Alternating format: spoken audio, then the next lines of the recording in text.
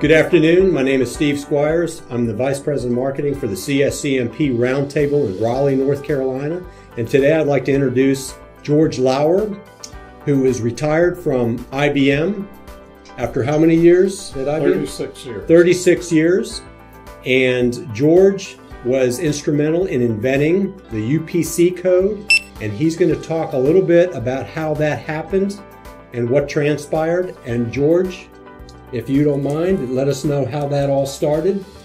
Well, Steve, at that time I was working in a department called Item and Personal Identification. And the grocery industry distributed to 14 different companies a request for some sort of a symbol to put on packages that could be read at the checkout. Right.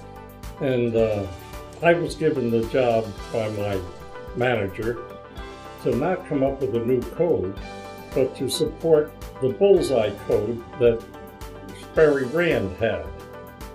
And he says, now you have to make a paper that we're going to support it, and we will have a meeting on Monday when I get back from my vacation. And he said, goodbye. Well, I took a look at it. And after a while, I realized there was just no way I could support something that I thought wasn't going to work. So I set about designing my own version of a barcode, of a code. And mine was a barcode. I had almost finished it when my boss came back from his 2-week vacation, and he lived across the street from me. And my son and I were finishing up the big easel charts that you made for presentations. So I took it across the street to my boss, Paul, and I said, Paul, I didn't do what you asked me to. Instead, I designed a different code. And he said, well, let me see the presentation. So I showed him the presentation, and he says, well, there's nothing I can do about it now, but you make the presentation, and if it's not accepted, it's going to be your butt, not mine.